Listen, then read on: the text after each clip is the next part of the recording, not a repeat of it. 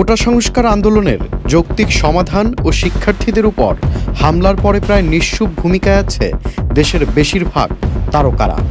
তবে এদের মধ্য দিয়ে কেউ কেউ আবার সোশ্যাল মিডিয়া প্ল্যাটফর্মে অভিব্যক্তি প্রকাশ করে জানিয়েছেন প্রতিবাদে কেউ সমাধানের দাবি তুলে ধরেছেন, কেউ আবার ঢাকা বিশ্ববিদ্যালয়ে নারী শিক্ষার্থীদের উপর হামলার প্রতিবাদ করেছে খুবই সরবভাবে। সময়ের জনপ্রিয় চিত্রনায়িকা বুবলি তার ফেসবুকে লিখেছেন, শিক্ষার্থীদের রক্ত ঝরবে কেন। সাহসী চিত্রনায়িকা পরিমণি আহত রক্তাক্ত মেয়েটির ছবি শেয়ার করে লিখেছেন, নারীর প্রতি সহিংসতায় জবান বন্ধ থাকলে আপনি মুনাফেক।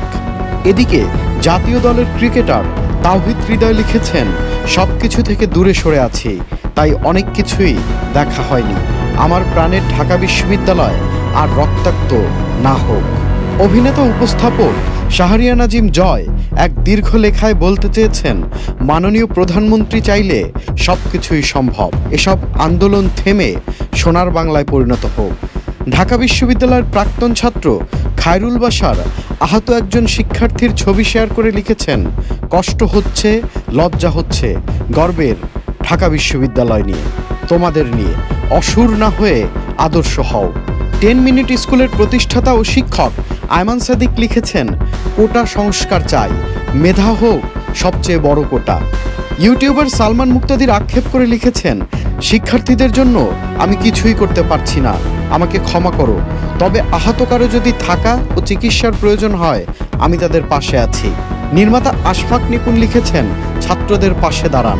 গুণী অভিনেতা রওনক হাসানের লেখায় তুলে ধরেছেন, কোটা সংস্কার হতেই পারে। দেয়ালের দেশখ্যাত নির্মাতা মিশুক মনি তার লেখার একটি অংশে বলেন, আমি রাজাকারের পক্ষে নই, তেমনি আন্দোলনকারীদের উপর আঘাতেরও পক্ষে নই।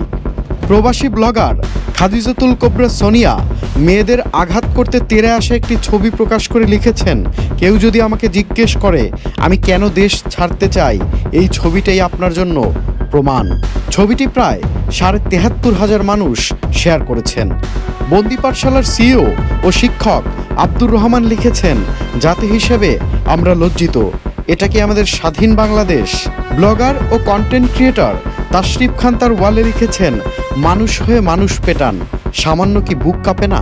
আন্দোলনে তাদের এই সংহতি পোস্টে সাধারণ শিক্ষার্থীরা ব্যাপক প্রশংসা করেন। তানফির লিবন, চ্যানেল আই।